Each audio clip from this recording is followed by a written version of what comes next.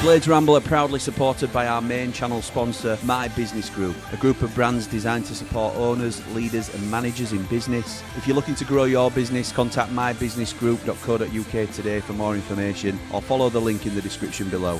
And seeing as this is 3MB, we're proudly sponsored by VMB Auto Centres at Handsworth.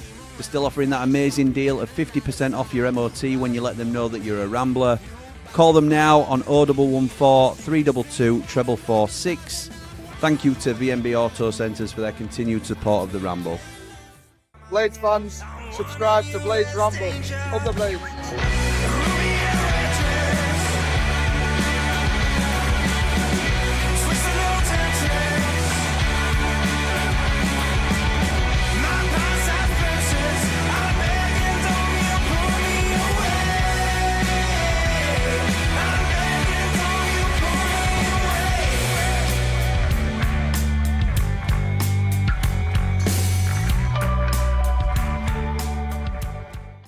What is happening, Blades? And welcome back to the Blades Ramble. I am, of course, Jimmy, and I am checking that I'm on. Yes, I am.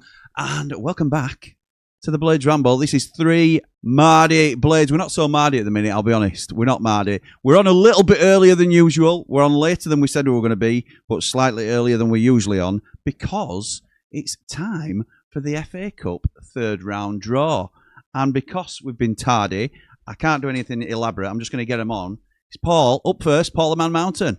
This is the view from the mountain, with a heart so pure it's astounding. Man Mountain, strong and true, what a man, what a view. What's happening, pal? Whoa, what is happening, mate? How are you doing? I'm well, mate. Yeah, I'm very well, thank you. I'm glad you're here to shepherd us along in this stream today. Ding. Right, okay, that's great. Okay. If you know, you know. If you know, you know. So let's get our boy in. It's Dave the Nose. Dave the Nose, he really knows where the wind, I know whispers blow. Smelly brain, he's in the know. Dave the Nose steals the show.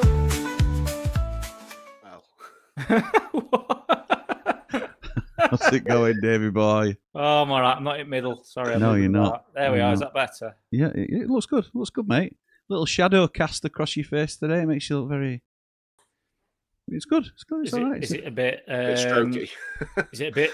I'm Batman, but not Batman. Yeah, it is a little bit. Can you do it Can you do it in the Batman voice, though? I'm Batman. No, then. No, you can't. No, you can't. You should have just said no. Way of saying no, dude. Yeah, you should have just said no. I know. Well, you know, never let the opportunity to make myself look an idiot.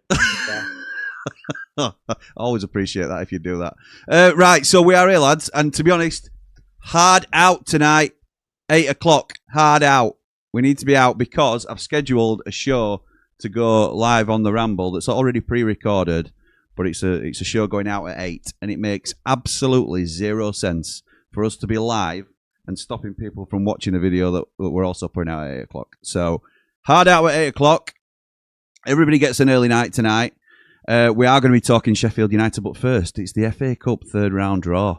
So, lads, who do you want the hottest team in the EFL, Sheffield United? Who would you like us to get in the third round? If you could pick any team, we'll go Dave the Nose. I'd like Swindon. Why? Because one of the lads who helps me coach Aaron's team is a Swindon fan. So for selfish reasons? Just be good to have a little bit of banter, that's all. Were it 5-4 last time we played Swindon? Yeah, but I mean, that's a long time ago and a lot's changed since then. All right, Mountain. All right, don't run with it. Just breeze past it. It never happened, all right? It'll be good to give some of the kids a run out against a team like that, I think, as well. Against Zlatan and the rest. Yeah, I get it. Yeah, I get it. Thomas Brolin. For him. Nils really Zetterstrom's going to be split loyalties in it. Yeah, when we played him back then, it was, what a game. Sweden Town. Yeah. Who would you like, Mr. Mountain? Well, interesting you say Swindon, because I want to shout out my pal in Australia again, Chris, one of my best mates. Big Swindon Town fan. Big Rambler as well, listens to everything. Top man. We do. So God bless him over in Melbourne now. Terrible weather they've got. Good morning. Good morning, Chris. 30 degrees. Absolutely mugging it. Who wants that? Yeah. Well, so anything with a rivalry is a bit interesting. I gave a very dull answer to Jim a minute ago when he said, "Oh, who do you want, mate?" I went, "Wilder's not going to care about the FA Cup, mate." Especially if we're in we've got a sniff of the playoffs. I'd like us to have a little run. I don't want us to put out strong teams in the FA Cup, but I think it's good for form. It's good for momentum. It's good for those squad players that we will need to be using in and around to get minutes. For example, if Mark McGuinness is fit tomorrow night, I don't think he will be, if I'm honest, but if he is, Tyler Bindon plays in the Cup, doesn't he? And all these sort of players that are on the periphery of the first team get their minutes. Danny Ings probably gets a start and probably close to 90 minutes in the Cup, that sort of thing. So I don't think it's a bad thing at all to get a decent Cup run. Yeah, I'd probably go. It depends what your mindset is with it, doesn't it? I suppose we have had good FA runs. Did it derail us on the triple assault season? Possibly. I would argue that we were certainly when you get to the end and those latter stages of the Cup, you do play your better side, and that's obvious that you're going to do that. But at the early stages, to get players like Samari to get 90 minutes in his legs and stuff, I think. I'm watching this on TV. I've got to interrupt you. They're in the changing room. I don't know which team it is. Doing the team talk. We've seen that go wrong before. No, it says on the thing, it says play forward, run forward, and then next to it says half spaces. No. Don't switch it off, Dave. We need to know who's playing. I would say, Jim, that if depending on what your objective is in this cup, you always want one of three things, don't you? You either want Man United at home or away, or you want a local rival to make it a bit spicy, a Wrexham or a Pigs game or something like that, or you want Barrow Town at home.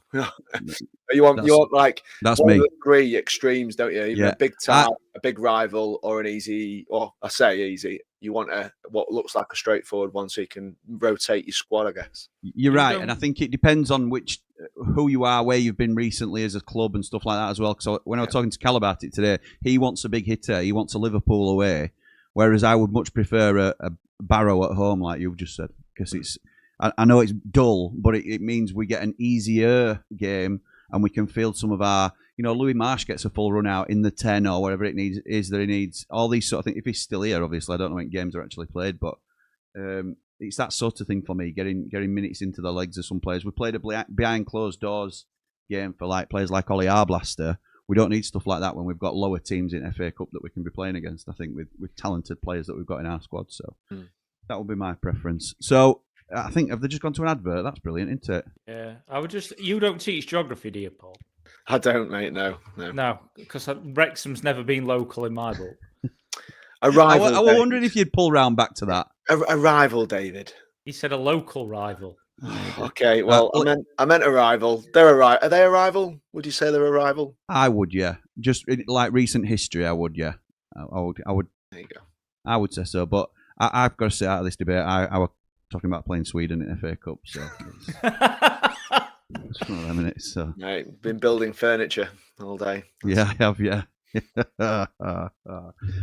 Okay, so we'll wait for the third round draw to come on. Before we do that, in fact, let me get some comments before we start talking about Sheffield United, which we'll ultimately be talking about this evening. Mr. Media 83 has great delight in telling me that, hi Jimmy, don't want to burst your bubble. You're going to anyway. But we were singing Wilder is a W when Bamford scored on Saturday. Keep up the good work, lads. Up all the rambles. I know he was, Mr. Media. I do realise that, but thank you anyway. Paul says, hi lads, great show. Should call it the three happy Blades now. We're winning. Since Pat Bamford arrived, it's given the Blades a team a buzz. His quality, it will be a Cop legend. Sign him for longer, up the Blades, up the ramp. Well, Wilder definitely wants to sign him for longer. I know, Paul, you were you were live on Hot Off the Presser earlier in the comments and saying exactly as I'd seen it as well. That is a gauntlet thrown down to the board. Get these deals done for Gyro and Pat. We need them. And I agree with him. As I said, I don't want to touch too much on it because we're going to jump out again in a minute. I'm upset with you that you've not referred to him by his proper name, though. Well, I'm saving it. I'm trying to do it one a stream. Oh, yeah. Well, Is that it? yeah.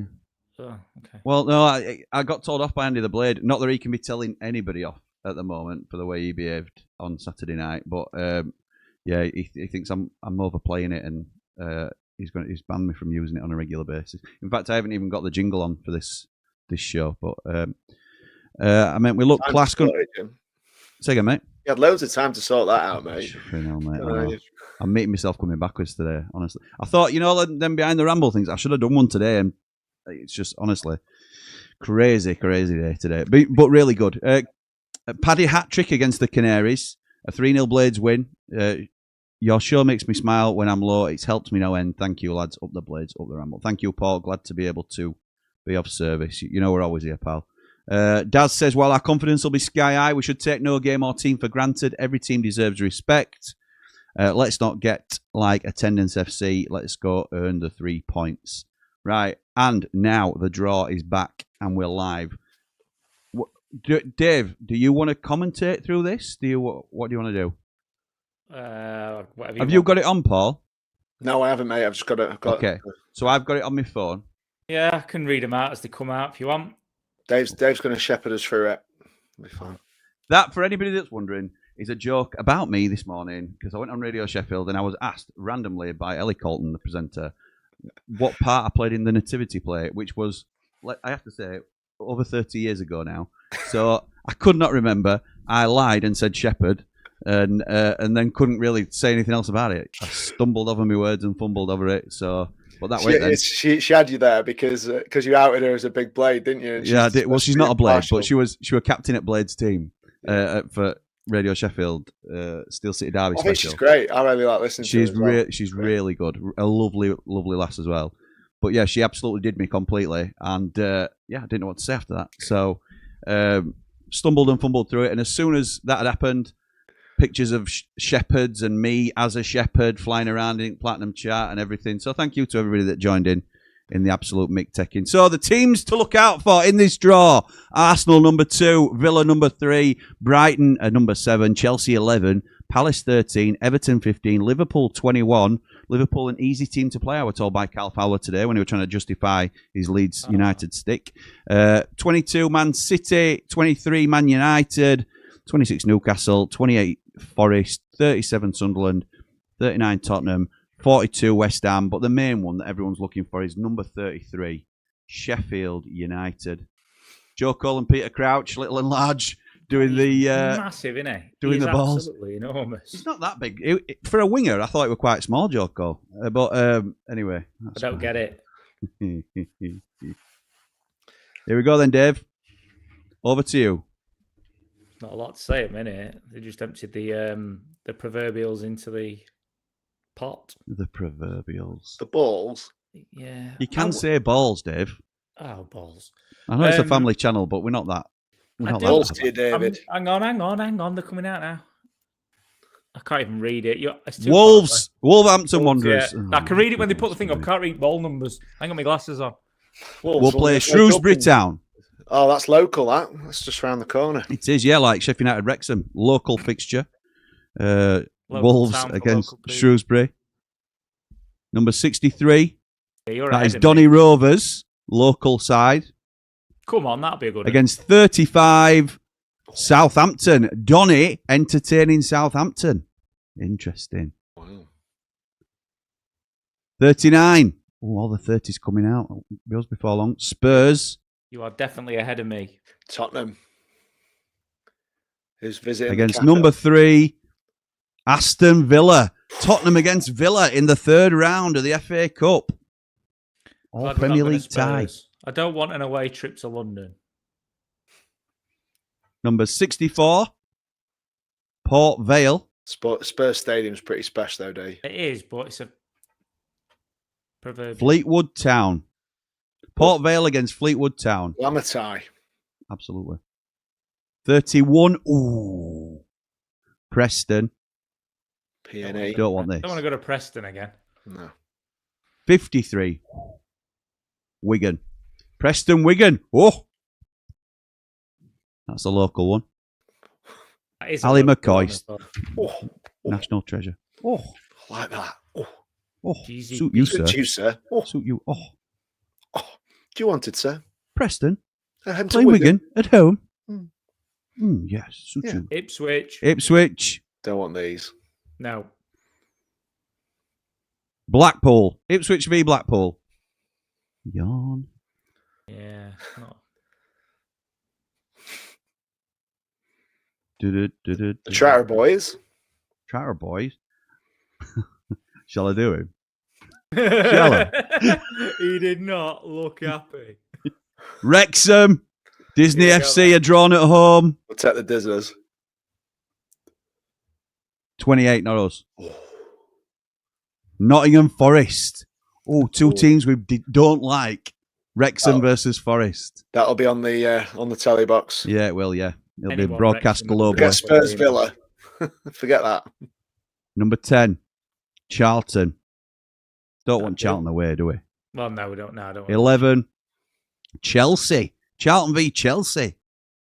Chelsea versus Charlton.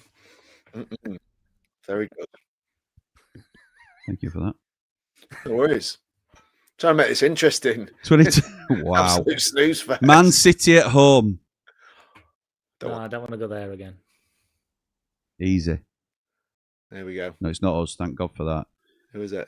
Exeter City are travelling to Man City. That's See, they'll cool, be isn't it? delighted with that. That's cool. That's really Yeah. Oh, Yeah. Although it's a long way on a Wednesday night. good. Very Is it true. midweek? 42. Midweek game? Well, West it's a long Ham. way. It's a long West way on Ham a away. Saturday, mate, as well. Fancy a bit of West Ham away, lads? No. I'd go probably. QPR. Another London derby. Yeah. West Ham QPR. There are 500 London teams in EFL, to be They'll fair. be So. buzzing with that. Come on, you Oars. 34. Sheffield Wednesday. Come on, then. Come on, then. No. 30. No, it's 6. And it is Brentford. They play Brentford. And they get knocked out this year by Brentford. Yeah. Pants down. Number 16 is Fulham. No thanks. No. Not going to Fulham. No. It's good ground to visit, though. Middlesbrough. Fulham Borough. That'd be a decent game, that. Fulham not doing great in the Prem. Borough flying high in the champ. All Charge right, like Fulham. They 900 do quid win and all. games. True. Everton at home. They don't mind that new stadium.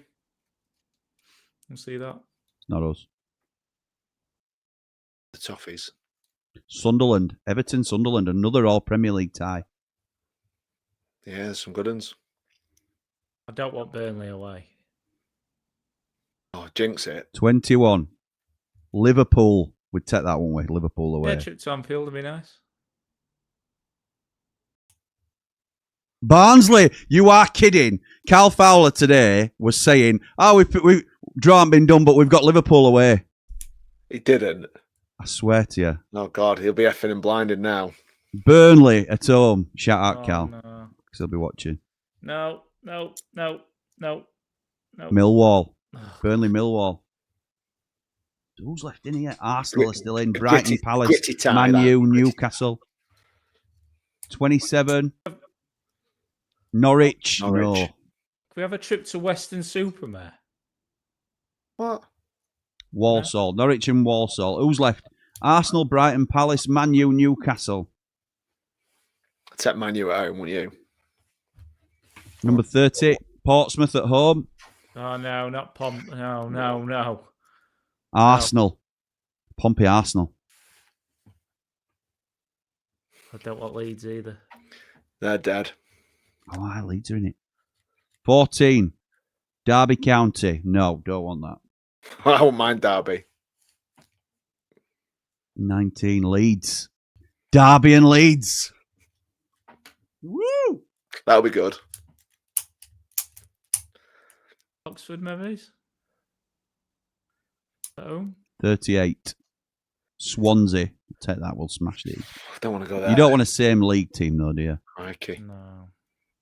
West Brom. Swansea versus West Brom. Go West, Bromwich Albion. Salford City. Yes, Go on, please. That'll do. No. No. Swindon Town. Oh, Zlatan's gonna Salford. Gutted. Damn it. The blonde bombshells in Salford. Boreham Wood. Yes, please. 58. Borough That's Wood. not us. Brackley Town or Burton Albion. Bloody hell, one of them's getting through then. That's how it works. One of those three teams will be in fourth round, Dave. I know. Who'd have thought it?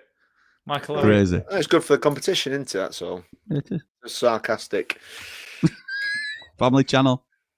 Yeah. I'm a victim here.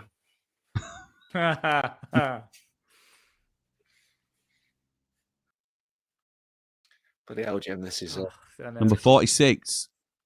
Grimsby. You don't have to watch if you don't want, Paul. GY. Don't have to watch Come it. out now and we can get on with our lives. Western-super-Mare. Grimsby versus Western-super-Mare. This is why people are tuning in. Grimsby versus Western-super-Mare. These aren't cup All the ties. codheads. There's too many that aren't cup ties, though, aren't there? You want Number 17, Hull. No one way thanks. of the Rovers stuff, don't you? None of this. Hull v Blackburn in the FA Cup. Roy the third Rovers, round. there you go. We have Hodgson. MK Dons at home. 26. Newcastle United. Number 1, Bournemouth. Newcastle, Bournemouth, another all Premier League tie. Unbelievable. It's going good, this. It's exciting, isn't it? Edge of your seat stuff. MK Dons. I don't want to go to MK. I hate going to Milton Keynes. No offence to people from Milton Keynes. pretty close. Don't worry, for me. Dave, because we're not. Oxford United. Man United are still in. Yeah. Bit You, man, you. Palace away. Cheltenham Town, I'll take that. Cheltenham. Number 20, Leicester City. Cheltenham v Leicester.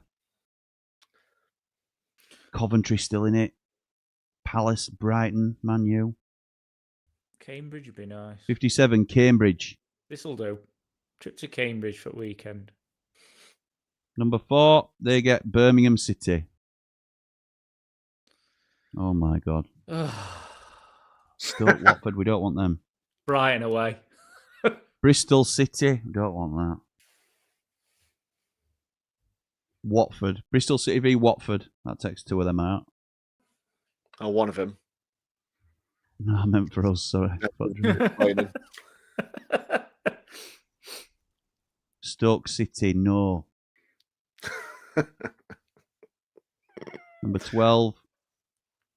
Yes, Stoke v Coventry. That means we can no longer get a championship side. It's Premier League, Macclesfield or Mansfield. Go on, Macclesfield. The lads from Mac. Macclesfield at home. Come on.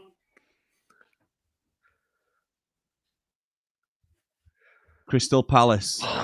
So we're getting Brighton, Mansfield or Man United. I could have done all the Mac lad songs then. That would have been funny. 23, Man United at home. This'll be it, won't it? No. Brighton. Brighton. We've got Mansfield. Is it at home or is it away? Sorry, everyone. We had to be the last ones out. Of the, Go on then, Blades are at home. Home to Mansfield. Yes, home to Mansfield Town. That's a good... Nigel Clough. That's Stephen probably- Quinn. Yeah, it's probably what we wanted, really. I think that it gives us the chance to. It's a good standard to put some of the youngsters and some of the lads who've not played a lot out and Agreed. see how they get on at that sort of level. It's at home as well, so we're not travelling. Yeah, I'll take that. Yeah, I'm taking it too. Yes, I'm happy with that. Nice. I'm taking it because that's who we've got. It's a good job, isn't it? Good job. Oh, I'm happy with that. Right, I'm gonna see what people think of that in comments. Actually, Redraw. Don't skip over the bits where they're laughing at you for saying Sweden. No, in fact, we'll catch up on comments properly when we've got going. Anyway, lads, talk to me. the question I've put as the opener on this tonight is, how good are Sheffield United? I spoke to you, Paul, very briefly about this. The floor is yours, my friend. Well, I'm just, Without the expletives that you said to me, please. well, I'm just, We are gonna smash them all over the place tomorrow night. I'm just glad that after 15 games in our relegation battle, Here we go. We're gearing up for it well, lads. I'll tell Dave, you. this is a dig at us, by the way, if you hadn't noticed. We're Because in it, we so dared after 15 to, games. when we were 23rd in the league, we dared to think we might have been in a bit of trouble. I said we were until we weren't, and we're You not. did, Dave. So And I said we wouldn't be, and You did. You said we'd be nowhere near, which I think we all believed at the time, but it's you couldn't write it off, could you? Until you sort of getting away from it, and we are getting away from it now, thank God. After an amazing run of results, how good are we though? That's the question, isn't it? Well, it's really, really pleasing because it's a full turnaround from where we were, obviously under Sayers, and we said it a few times that we weren't performing anywhere near the levels where we were, and my thing all the way through when we were struggling was that we know the players have got a better level in them than what we've seen. So although it was, and there was a good comment on earlier about how we just it's the same group of players plus a couple of very good additions, and now we're world beaters. And the truth, it's about confidence, obviously, and it's about getting routines drilled into him, and you marry that with some hard work and graft, and all of a sudden you've got a side that is putting teams to bed. 3 goals a game. We haven't really seen that from even last year being a successful year. We haven't seen this 3 and 4 goals a game stuff that we're seeing at the moment. And fair play to people like you, Jim, and Dave, who said competition for places is big. The competition for those places has galvanised everybody. So it's not just one man in Bamford and Reederville coming in and making a big difference. It's about what have they done to everybody else and the mindset. And I said to Jim, I had to call out one player because there was many good performances. We've seen really good performances from Sariki. Now, the only question we're asking him is, can he do it every week now? Because if he can, we have got an absolute world beater on our hands.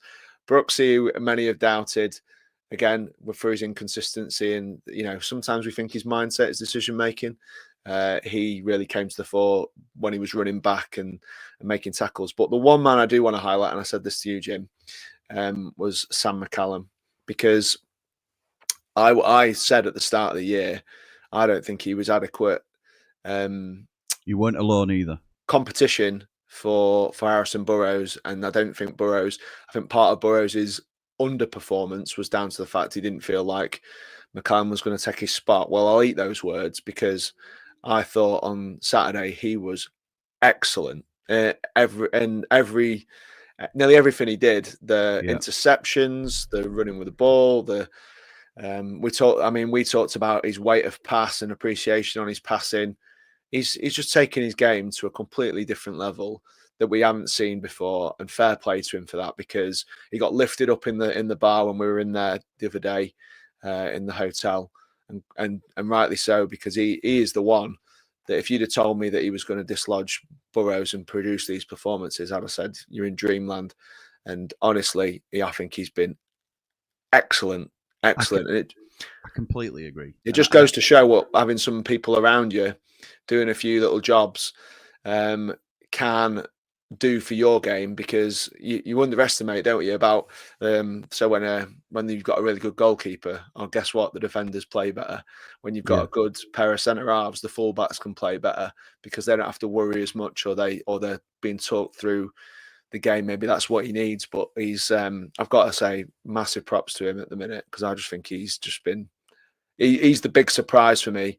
I've seen good performances from the others. I've seen him from Sariki. I've seen him from Brooks before, but McCallum has stepped on hugely, so fair play to him. In terms of his consistency as well, and producing those good performances week after week, it's not just been a one performance that's impressed. He's he looks to be getting better. And I love that you've mentioned that, because I always try and be really quick to praise people, and I praise you both a lot when you've called something early, or you've been right longer term, medium to long term, or whatever it is, and I try and do it as well with some of the comments that come in and people from the chat as well. But that shows that we're not just about patting each other on the back when we get it right. We're happy to hold our hands up and say when we get it wrong. Ours are just opinions of any other fans, and we get it wrong. We get it wrong, and we're so glad that we got it wrong on Sam McCallum. Paul, you were probably, it's fair to say, I think you're probably leading charge in it, but me and Dave certainly weren't disagreeing in terms of him not being appropriate competition for Harrison Burrows. And here he is, keeping him out of the side. I'm hoping the next player to prove us wrong longer term, because we've been looking for a solution rather than him, is Andre Brooks, because he certainly played a brilliant game again on Saturday. I think he's getting better as well. The confidence, like you said, Paul, it's surrounding yourself with good players and players that have that confidence. I think Gyro coming in and just doing that shielding for Peck has allowed him to get further forward confidently. And when I say that, I don't just mean in his own game. I mean, he doesn't have to double think about going backwards, because he trusts who's next to him to do his job, so he can just be free to do what he does best. And I think it's been brilliant. I do think Bamford's lifted the levels as well up top, I have to say. I think he's been a superb signing. I know we joke on the channel, and I'll continue to joke about it, because now we sponsor him.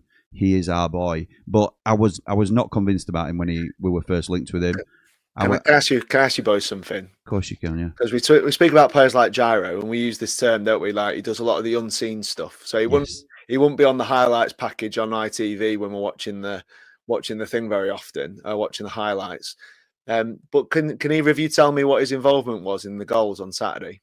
Yeah, I can tell you Sariki's involvement, because his involvement in Sariki's goal. I can't remember other off the top of my head, but he blocked the man to come and challenge Sariki. It was like a really clever sort of.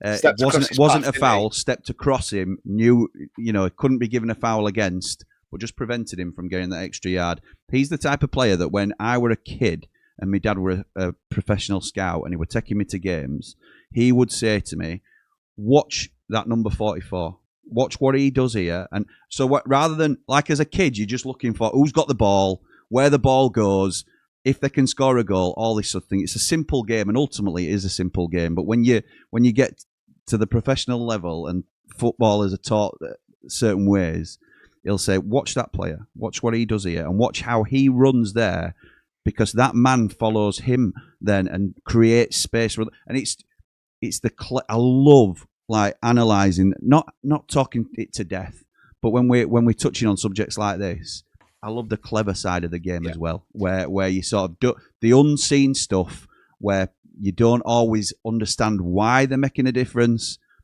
but then if somebody explains it to you, or you just happen to twig one little movement, and oh yeah, that was one of the more obvious things that he did with Femi, but it was so clever, clever. McGuinness's goal, he is the man who blocks McGuinness's marker. Oh, is he? But he does it, and because he does it well, there's never a suggestion of a free kick. So the art of the dark arts is that can you do things that nobody spots and you can get away with, and you just see him, he just has a little look, and then he stands his ground, and then he backs in, and he just holds the defender off. I love it. McGuinness runs around the side, free header, and it's like, it's really smart from me. If you watch the goal back, just watch his involvement in that goal. And obviously the Sariki one, like you say about him stepping across path, sort of ushering Sariki into a certain direction before he was and does it. So I think he's one that for the purists, I think, the people who want to, like you say, look at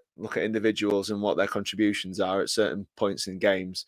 I think he's a really smart signing, and again, that changes how everybody else thinks. So we talk about like good individual performances, but they can unlock doors for other players in that sense. That Peck is now allowed to go and link play, and is allowed to start to trying to get on the ball and dictate because he knows he's got the insurance policy next to him.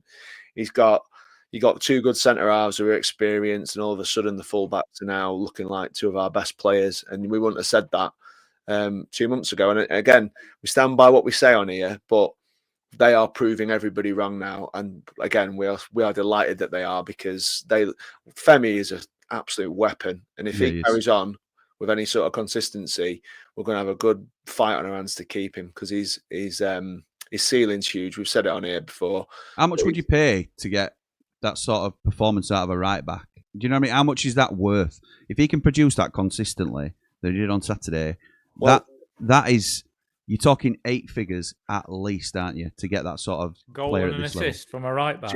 Jim, the athleticism involved, because of that gift that he has, the physical gift. Yeah, and because he plays at the back as well, you can teach somebody to defend if you. But it's not just that. Again, we talk about the unseen stuff. For Femi, for example, the goal and the assist go down as brilliant bits that hugely contributed towards our win. But he also pocketed Sorba Thomas. Did anybody see Sorba Thomas all game? Because he's their most dangerous player. He's the one that we're all saying before they get, in terms of outfield players, we might not all rate him as one of the best in the league, but certainly on form, he is right up there with the best in the league in terms of output. And he did not get a kick on Saturday, and he was up against Femi Siriki. So it can't be a coincidence that that's the case. He either had a really bad day at the office, and Femi just got lucky and then did really well in his own. Same against Leicester. It was. Up against Mavadidi for Leicester. Quiet. I mean, he got a goal, obviously, Mavadidi, but that were all he did all game, really, for me. I don't think he really impacted the game on a consistent basis. I think it's always hard for attacking flair players, so they're looking to him for creativity. And honestly, we got hold of him early and just put our foot on the throats on Saturday. We didn't. There was no. You're coming back into this at any point. There was none of that. There was one effort that Cooper had to make a save in the second half, and that was it. As far as I'm concerned, and it was just a really dominant performance. Scored the goals at the right times. It absolutely destroys their morale to go in 3-0. And yeah, it does. And not only that, they're not getting through either. They're not like, it's not like, oh, we'll nick a goal, we'll come back second half. There was none of that, and we have seen that.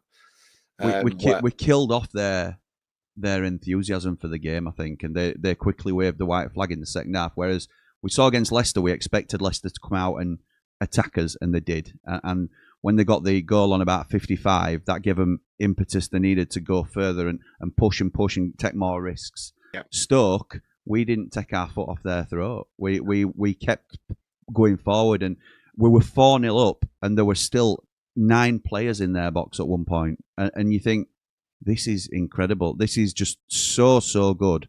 And we were not flattered by the scoreline in any which way. It could have been 5 or 6, and I think would have been well worth it, because that was the most complete Sheffield United performance I've seen in a long time. Dave, how excited are you by our current form, and where do you think it could take us, pal? Well, I think I'd said the other day that I think the way we've been playing over the last 2 or 3 games was better than we played last season. And I think if this team now wins the league last year, in my opinion, I think we've been that good. That's a big shout early doors. That is a huge shout, but over the last few games. Right, it's a small sample size, Dave. 4 games. It is a small sample size, and we're coming off our best game of the season. Yeah, and in keeping with my not getting too high or too low, and with the Sounds results, like it. It's but it's about how well we can maintain this level and these results. And we're going to have bumps in the road. We've got to be prepared for that. When the bump, the next bump comes, is how quickly we can bounce back from it. What I would say is that I think they're learning. They're learning how to. The performance on Saturday, you talk about not taking the foot off the throats. I think that largely for me comes off the back of the Leicester game and letting them back into it a little bit, and they've learned what they need to do and how they need to keep going. But they're learning how to win, and the players that have been there and done it are remembering how to win, and those that are new to us are learning how to win, and that's such a powerful thing. I think for City Peck, obviously 3-3 now, 2 penalties, which we don't count. We don't count. Don't count those. But evening under the blade. Cleveland Andrew, Mon Chapeau. Mon Chapeau, Andrew Smith. I think the first 2 goals that he scored for us have really given him that confidence of right. I've got that off my back, and I can deliver that part of the game that I haven't been doing, and he just looks. He looks hungry. He's gone up a level, hasn't he? Side. Yeah, 100%. What? And that's the thing. That's for me. That's been so good. We're overcoming the hiccups. We go into the game and think, oh, Mee's out, McGuinness is coming in. He had a great first half, but then he goes off injured at half time, and Binden's coming on, and we're thinking, how are we going to cope to this? And then Binden was fabulous as well. So we're coping with those setbacks. How well we cope if Gyro goes down, I don't know. That's a challenge for us, because I think it'd be really important. But we'd have said that about me going down. How well is the defence going to cope? So you've got to back the lads who are left on to rise up to it. The thing that was most exciting for me is that we've seen some really good breakthrough seasons at this club in recent years. Morgan Gibbs-White, obviously on loan. Illiman and Dye, breakthrough seasons for us. We've had Blaster, Peck last season. We could be looking at Brooks, Sariki, McCallum. These lads, with this platform they've got in front of them now, have the opportunity to have that breakthrough seasons that we've seen from loads of players at this club before. A club that we are a club that brings players through, and then they become regular names in this team, and that's why we're attractive to a lot of players. There's a lot of clubs where the opportunities are so thin and far between that you can't go there as a young player expecting to break through into the side, where. I think Sheffield United is one of those clubs, and those players, we might be talking about them as 3 of our stalwart players next season, if they can keep it going. And there shouldn't be any reason why they can't. No, they shouldn't. And I'm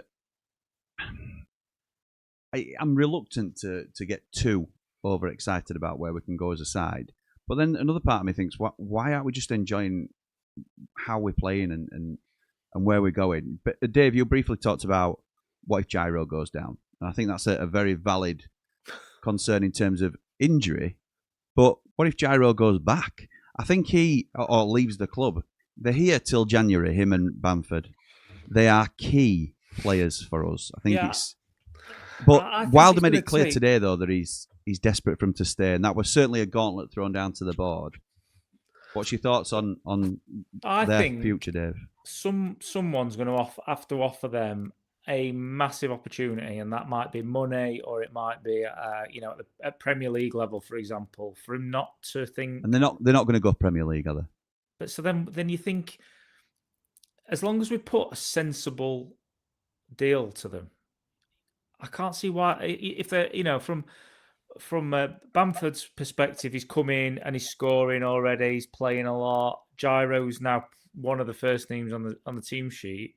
They look like they're both enjoying the football. They're getting the reception from the fans. They're getting all the things that you would have thought as a player you want to receive. The last bit of the jigsaw puzzle is how much money is he getting paid? Are they happy with that? And how long are they secure for? And I still think there's an argument, particularly with Bamford at his age, that the enjoyment factor towards as you head into the twilight of your career somehow can become a bit more important than just the financial side. He's not going to get anywhere near the contracts he's had in the past. So, what difference does $5,000 a week make? I think you made a good point about Premier League, Jim, because I'd be really surprised if someone from this division was able to prize them away, and I don't really see them playing Premier League. I don't think they're going to get better deals from other clubs in this division that are going to attract them from where they are right now, because they're both, like you said, revered by the fans. They're in good form. We've helped them get up to full fitness and took a chance on them.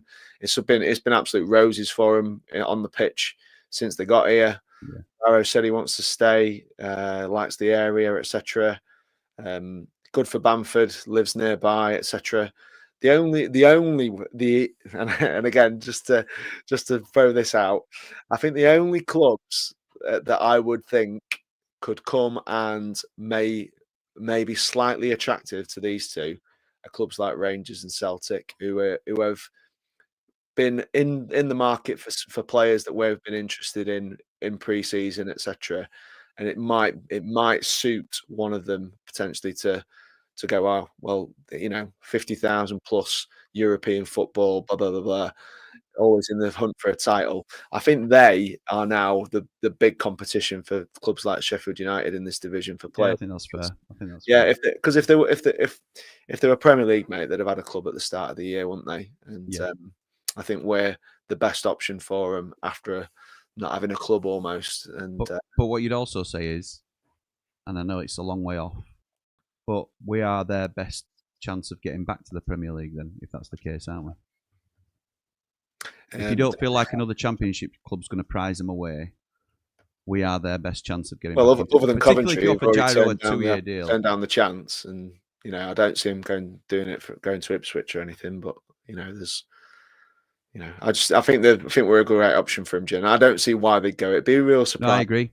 I agree, and I don't think there's any sort of reason for us to speculate on them not staying, because there's no real tangible evidence that they won't at this stage, and I think that's a huge until they're under the shirt and they've done that. Yeah, I understand that. Until the board dilly-dally around, and that can lead to not feeling wanted. I know they'll feel wanted by the manager and the rest of the team and the fans, but if they think, well, they're not, if they drag the reels for too long, they owe Wilder.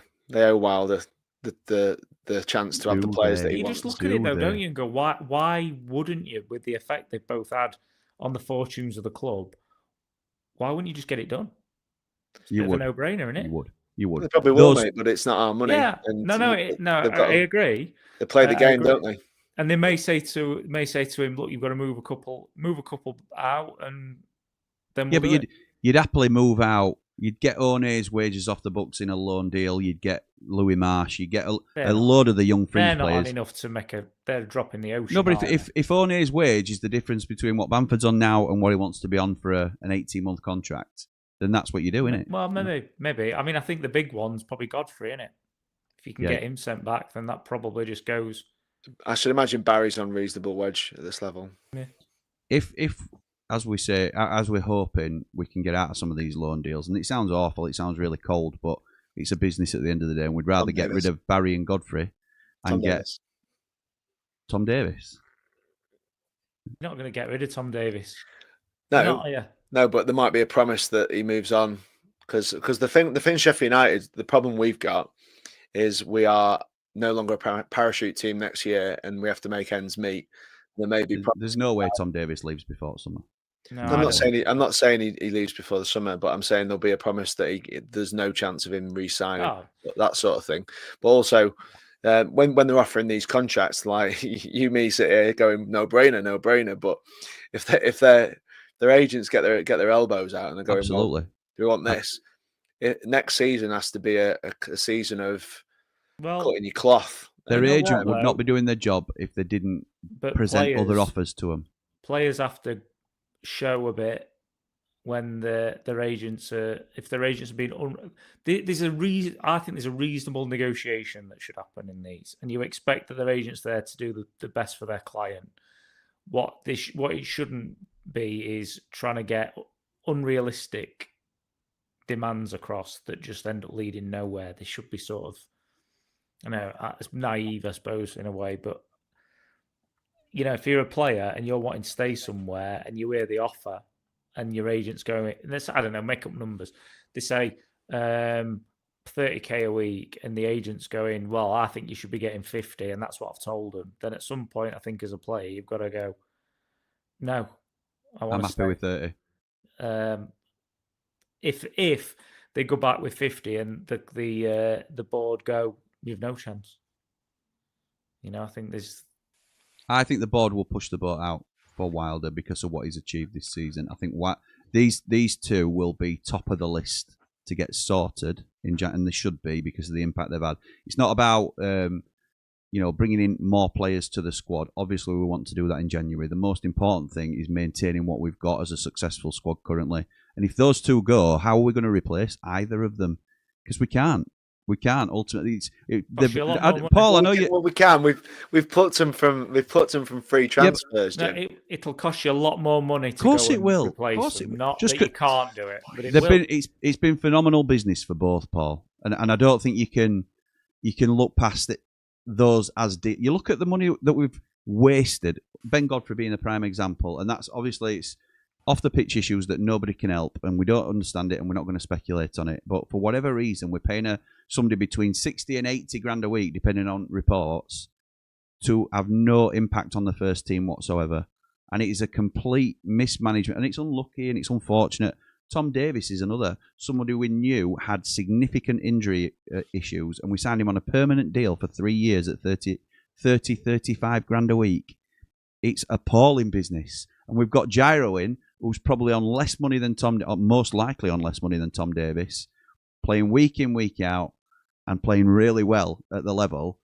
There's a difference between the players you can get. It's not like you can replace them. Of course, you can get more bodies in, as I just knocked my mouse all over the place. But you can replace them, but it's getting that like-for-like quality. And as Dave says, that's going to cost an awful lot of money to get anybody anywhere near that level.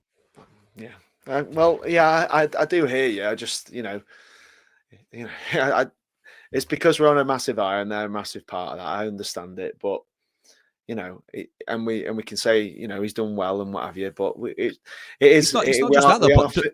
We are fishing in a different pond next year, Jim. That's all my point is. We are not going to be able to offer the same kind of wages, and therefore it's a dance. They've got to. You both got to go. You both got to go together. Right. Hang on. So we next season we will. If we don't go up, we know we're going to have to. There's going to be some sales. I think that's inevitable. And their contracts for me may be offered on the basis that Wilder agrees that if this offer comes in for this player, he goes, or if this offer comes in for this player, he goes. If you want to secure these two on a 2-year deal, for example, that might be a condition that is put to Wilder, because although Chris wants them, we can't commit to 40 grand a week next season because we haven't got the same revenues coming through the door if we are not promoted. So it is a gamble, it is a dance, and they both have to meet somewhere in the middle. And the noises are good. I don't think Wilder would be saying the things he's saying in the press right now unless he'd been told there'll be some good offers coming. There'll be some good contract offers in for these two players. I don't think he comes out in the press and starts ultimatum the board, not necessarily just saying it's this or this, but saying we get it done. I spoke to Steve. What he's doing there is he's trying to make those players even more committed to the club through PR and saying, you've seen my commitment to you in the press. You've seen what I'll think of you. You've seen what you've given the club. We've seen what we can offer you.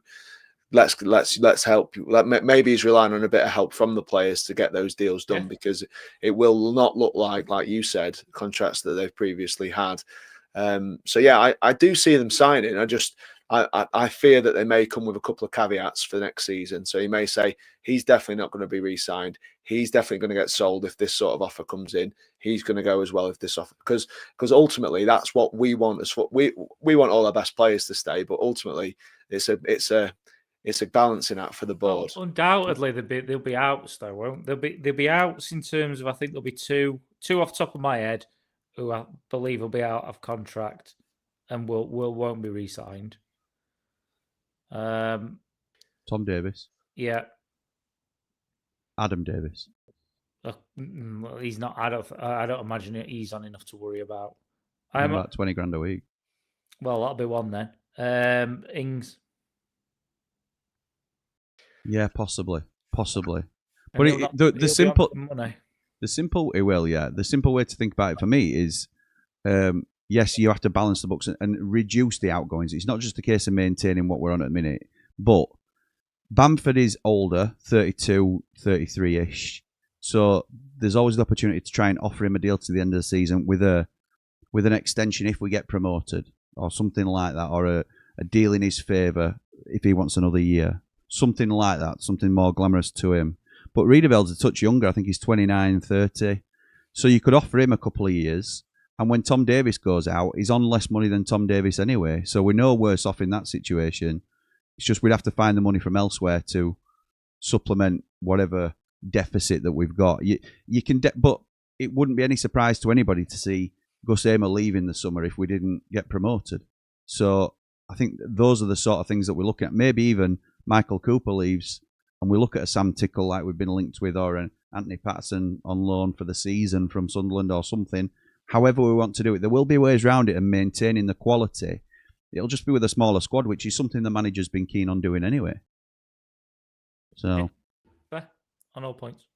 Thank you, my mate. Right, let's get some comments then, because we are on a hard out for 8 o'clock because there's a vid coming out on the channel with myself and Cal at 8 o'clock. Ontario Blade says, "Hi 3MB.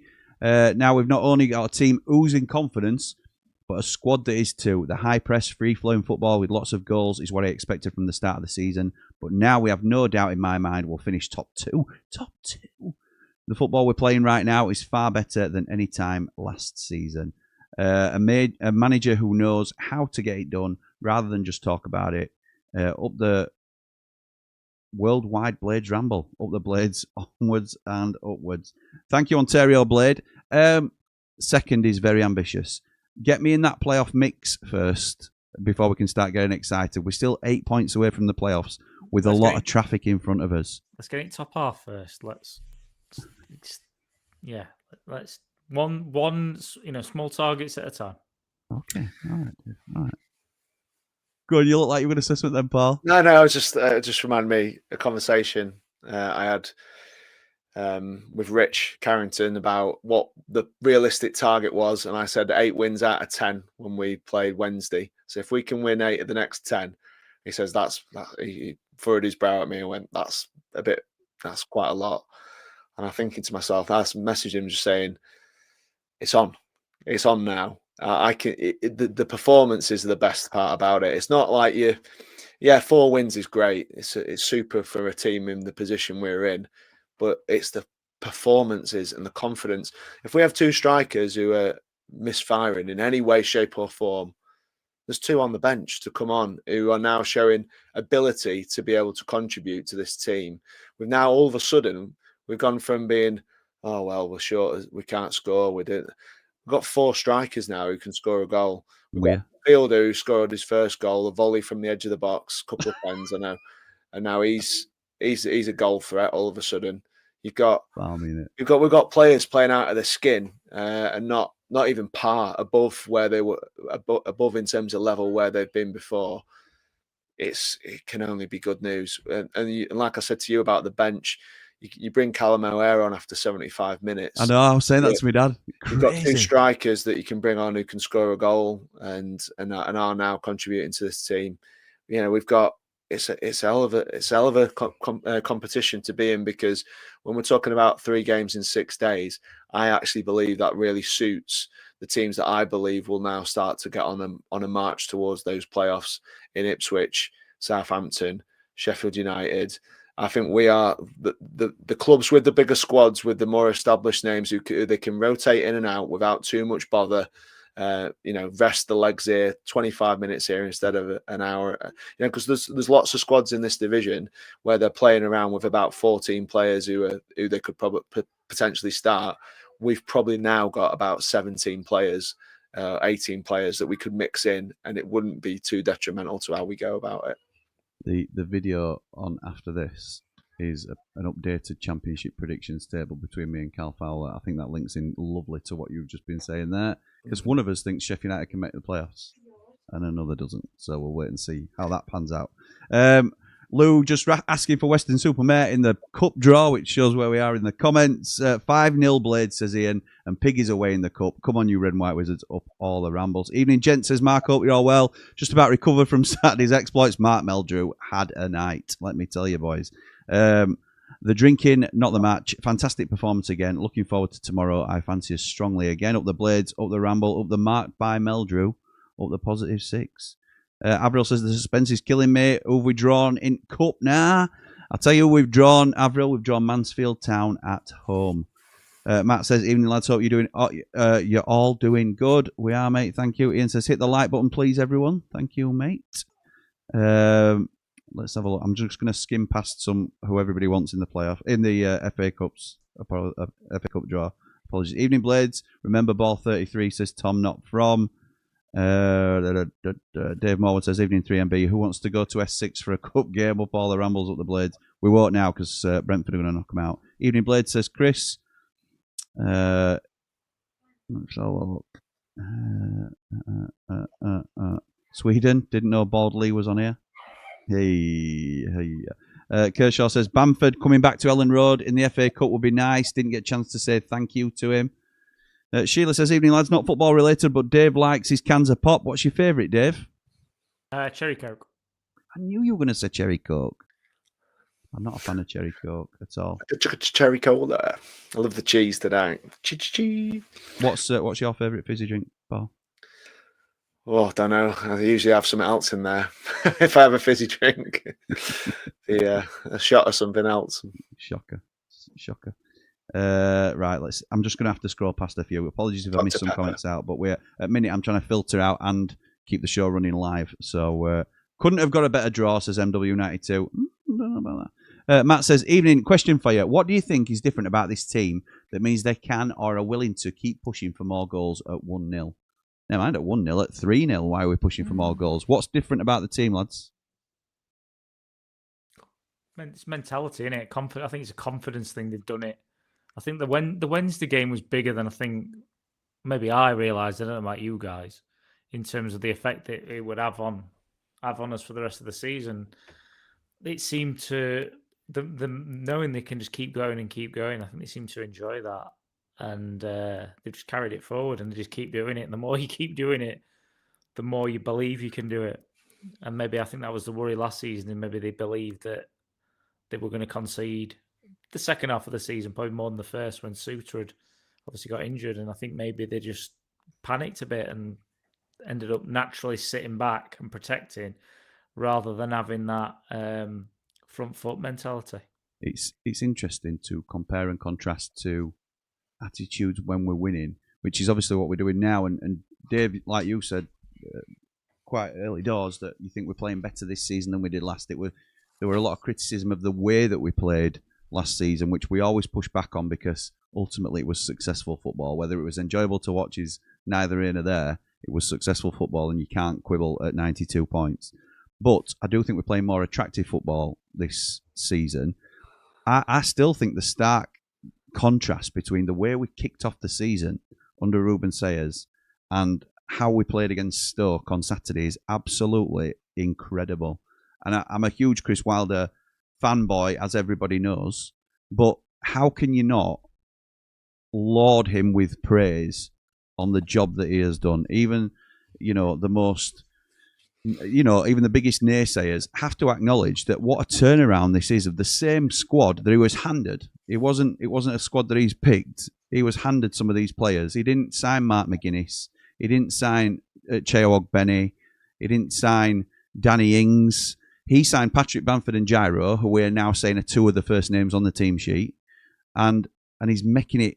He's getting a tune out of every single player that's lining up at the minute. I just think it's absolutely unreal. Any thoughts on the job Chris Wilder's doing, lads? Sorry, I was just going to add while it's fresh in my head, but we've gone two up top, which I think is probably has maybe helped us with getting the ball forward quicker. And I guess on that right hand side, the way that Femi and Brooks have stepped up, but the relationship they've developed. I think one of the criticisms last season was that we weren't getting the ball into the box quick enough, and we seem to have fixed that somewhat. And whether that is having a bit more movement because you've got two to go at rather than particularly a lone striker when you've not got midfielders flooding the box as well. Yeah. I think that's maybe just it's having more players in the attacking third that just maybe move. We have to move it a bit quicker to get it to them, and then they're just acting. Yeah. Well, I think Wilder said it a lot in his pressers, hasn't he? There's a lot more to management than than doing doing a formation on a board and saying, "All right, that's that, and this is that." He loves it, doesn't he? He loves having a little pop, doesn't he? Yeah, he does. Yeah, he It's does. not football's not played on a laptop. But he's right though. There is a I love place him. for technical information. There's also a place for someone who knows what they're doing, looking at something and going, "That's not right. That's not right. That's not right." So I think that there is a lot to it. And obviously, mentality where when you're signing players, it feels like Riedewald seems like a cool customer, and what he does is settle things down, probably in his personality, but also the way he goes about the game. And like we talked about, the unseen things that he's bringing to the table that you don't often see on the highlights package. Bamford, you get the feeling is au fait with the old Puhauser, and he knows, and he brings an energy to this team that we haven't seen for a while. And sometimes someone like that who's got that infectious sort of personality can really, you see City Pet completely, his body language is completely different. The vibe around him is completely positive, back to where he was at his best last year, even better. Now he can hit the target. And it's true, mate. It's true. True. And we're seeing things out of It were like an albatross, weren't it? Like for him, it were becoming a real talking point, maybe from other people rather than himself. But it became he hasn't scored in 52 games or wherever it was, and for a number 8, you'd have expected him to at least been on the sheet by now. So to get him 3-3 now is great. As well, we were bemoaning the lack of set pieces are a big part of football, and can often decide tight football matches. And you look at, it's something that Arsenal have been well lauded for this season and last, with regards to how they go about their set. There's a very blatant and obvious way that they feel like they're going to get success, and it's worked for them. With a quality delivery coming in, and now Sheffield United are doing not the same, but are on our level. We now look a threat from set pieces. First ball, second ball, everything looks a little bit more in tune and a bit more quick thinking and a bit more, right, let's do this then, and this is what we're doing. And it's all a bit more deliberate. And you have to kind of put that down to some of the coaching as well. Chris Wilder and Alan Hill have been around the block a long time. And what they tend to do with the backroom staff, I know Ferguson was a great advocate of this at Man United, is getting in different coaches, different ideas, different ways of doing stuff. They might have hired, his name escapes me, the new coach, because he probably came in and said, having watched you last year, this is what I think. Bang, bang, bang, bang. And if you and we can see an implementation of a change of the way that we've gone about it a little bit, because it's not all Wilder and Nil. It's a team of people, so you have to give credit to that as well, from where they are to where they were to where they are now, to the coaching staff and for everybody involved, because it's still early. Let's face it, it's 4 games. If we might be sat here in 14 games saying exactly the same things because we're still motoring. But we can see a side that it looks to me as massively turned a corner and believes that they can compete in this division. And the rhythm, and it takes time and everything, but the performances are chalk and cheese, and full credit. I mean, Wilder's if he has to go in and have a meeting with the owners at any point about I know Bettis is the go-between, but they'd struggle to talk him out of anything, I'd imagine, because I think it's fairly clear that he knows best. Love that, mate. Al says, Jim lad, up the Blades, up the Ramble, up the JL. Anybody? JL? Don't know. Right, thank you, Al. Very much appreciated for your £2 super chat. Thank you very much. Hope to keep prices sensible to get decent attendance, says Ian. Yeah, that would be good. It'd be good to get a load go for the Mansfield Cup game and see some of our fringe players you'd have to assume playing in that game. Bryce says, I'd like the 3MB opinions and thoughts on this. I think we lose Alan Nil way before we lose Wilder. And with the train of thought that we need to set things up before Wilder goes, what effect will losing Nilly have? Interesting. My point, before I throw it to the lads, is I think we all assume that we know who does what behind the scenes. It's very It's widely thought that Alan Knill was the brains behind a lot of the 3-5-2 overlapping centre-backs. It's widely thought that he's been the set-piece man for a little while. The truth is we don't honestly know. We don't know who contributes what in terms of tactical breakdowns. So we won't really know the effect it has on Chris Wilder as a manager until he loses Alan Knill. So it could have a huge, significant effect. What I would say is Mark Robbins and Adi Vivash were together at Cov, and Vivash left, and Mark Robbins plummeted in terms of his form at Coventry, which resulted in them making a change. So when he went to Stoke, it was without Vivash. Vivash has actually gone to Middlesbrough, who are also doing really well. But Robbins has gone in at Stoke, and apart from the recent form, Robbins has done a really good job at Stoke. It has to be said overall. So I think the quality will shine through. I think Chris Wilder will still stand alone as a manager, even though he's taken Nilly everywhere with him when he's gone. And this, again, Bri, this is just an assumption that Nilly goes before Wilder. They may have another good 3-4 years together yet. We don't know his work. He might decide to take a more part-time role, but still be in the position. So there's all sorts of little caveats that you can have. We don't know is the true answer. Lads, any thoughts on concerns or if do you think things may change as and when if Nilly were to step away? I'd like to think the length of time that those guys have had a relationship that this kind of thing they'll be talking about. They're both, age-wise, not what they were. I'll put that in the nicest possible way. But you'd like to hope that with that type of partnership that they have those sort of honest chats of how long someone's gonna, one wants to carry on for, how long the other doesn't. So that if it does happen, that it's not a kind of, you'd hope it's not a last minute thing unless it has to be, and that he'll be looking. I think the most important thing for Chris is that he's got somebody alongside him that he can trust. Yeah, agreed. Don't underestimate. I'm not saying you boys do, because I don't think you do, but don't underestimate the impact that Alan Knill has. Just one example that I can give you is at the weekend. I don't often sit on South Stand, but I was lucky enough to go into the box on Saturday.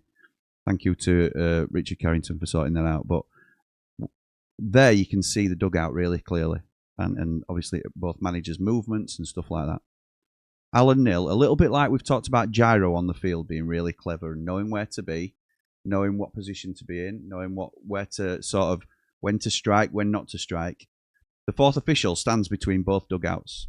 Alan Knill went and he spent the whole game stood next to the fourth official, just leaning on our dugout, talking to him about different decisions all the way through the game. Just having a little chat in his ear. Old manning him, basically. Just like, he's not breaking any rules by doing that, but he's in his ear all the time. And I'm not saying it's cheating. I'm not saying it's dark arts or anything like that. I'm saying it's clever, it's smart, it's underrated, it's unseen.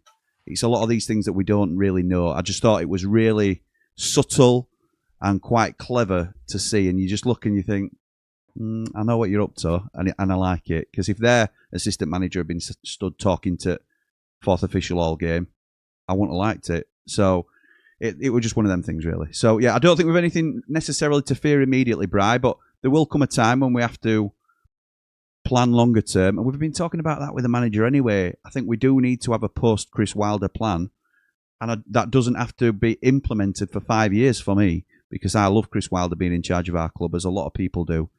But there will be a day where he leaves for good, and we have to be able to carry on. And as seamless as we can make that, we need a plan in place.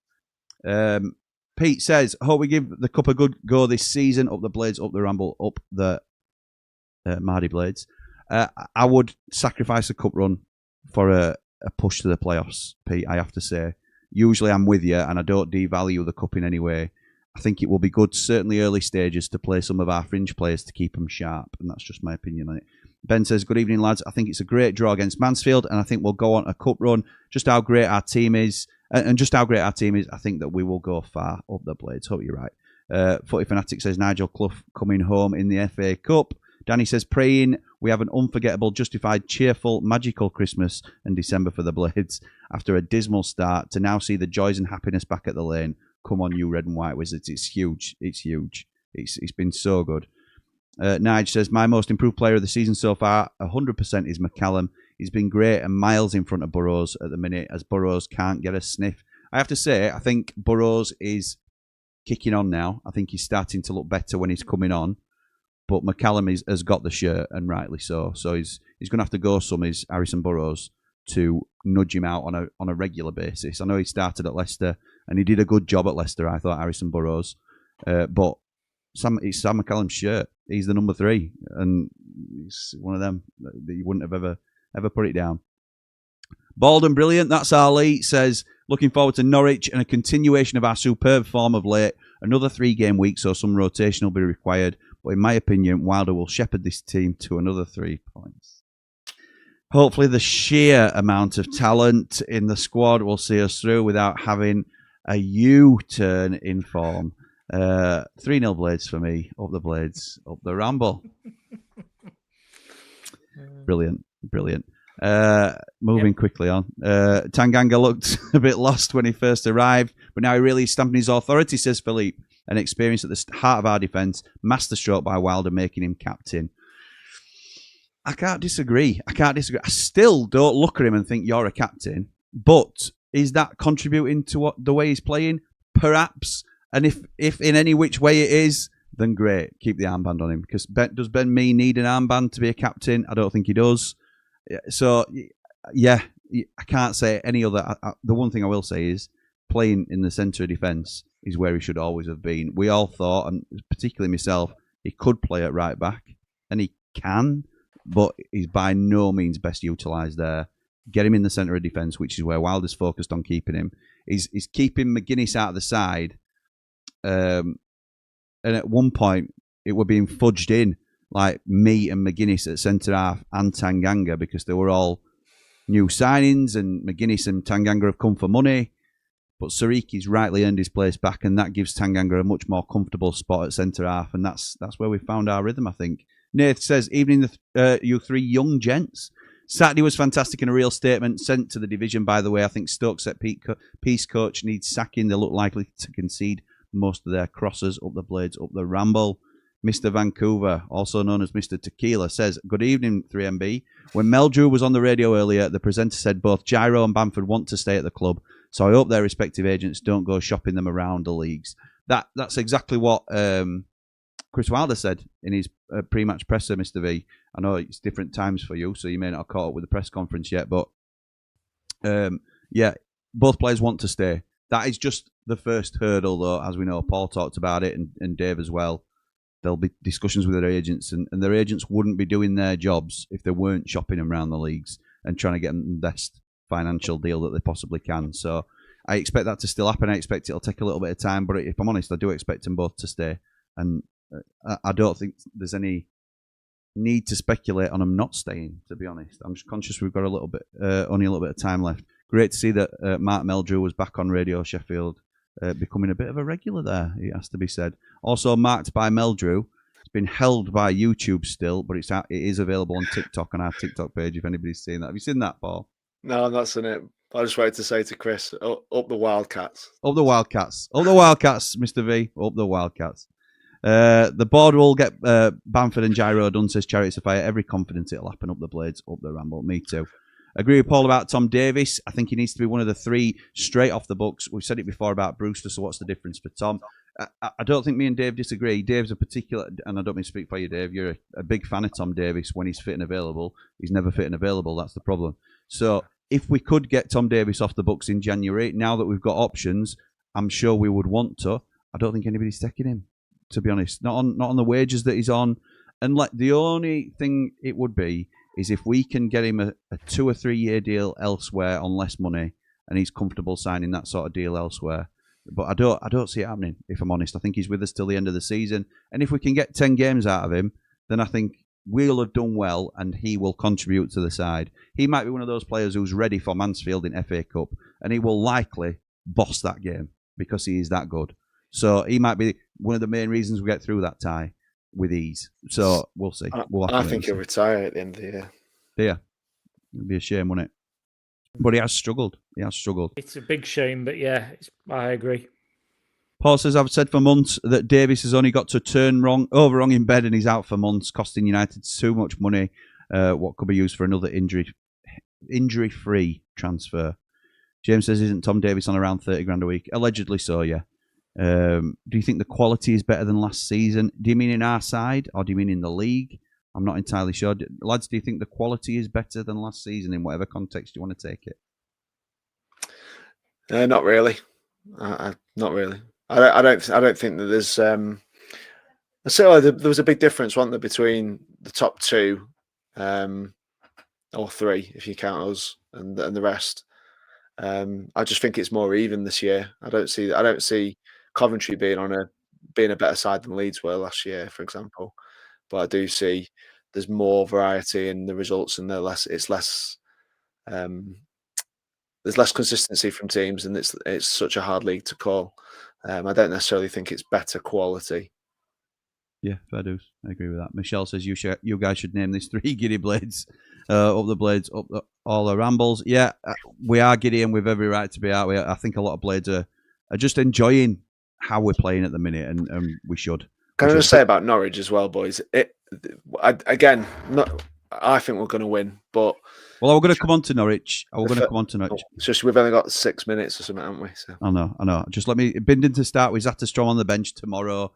He's getting a bit thin into it if that's the case. Mr. Swanee says Jimmy keeps saying we all know we're playing Leeds next season, and seeing the Blades revival, you might be right, marching on together. So he's obviously joking that Leeds will stay up and Sheffield United might get promoted.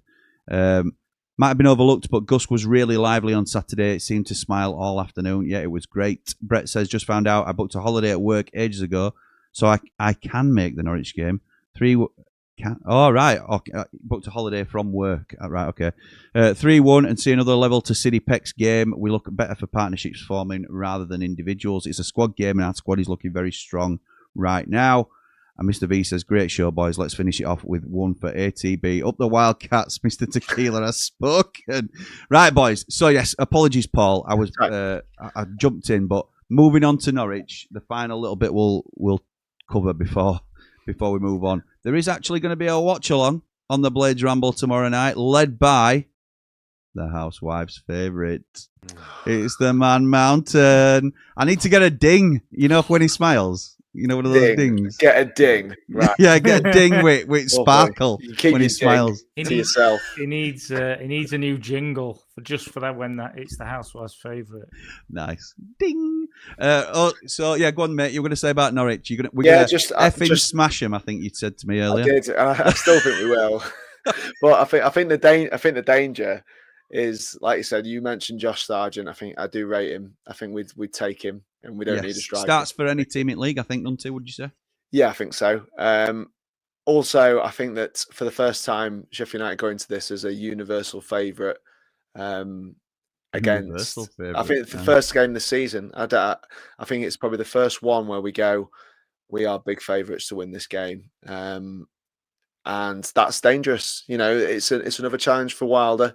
He's got to make sure that they can reproduce it. If it's anything like the performance from the weekend, then we'll beat them, in my opinion. But they have to get back to that level, and they have to get used to now teams targeting them as a dangerous team who might be into these games as favourites, as opposed to a wounded animal, which is what we've been for the most of the season.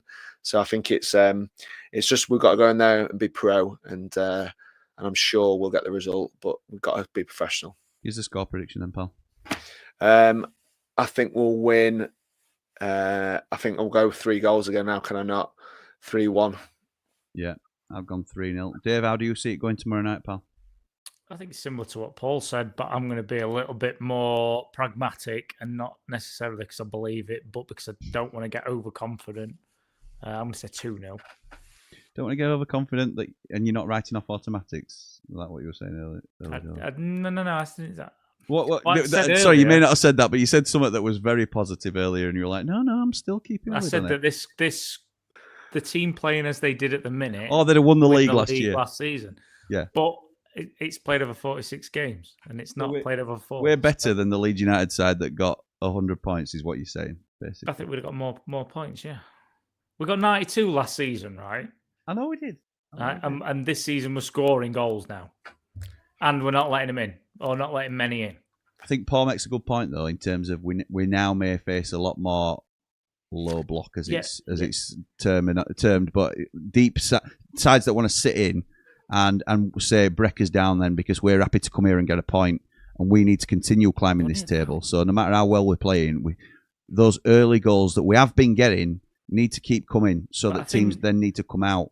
We've got that two up top allows us to break the teams down. It does. A lot easier than we have been. There's a lot more movement going on. We're moving it quicker. It's making a big difference.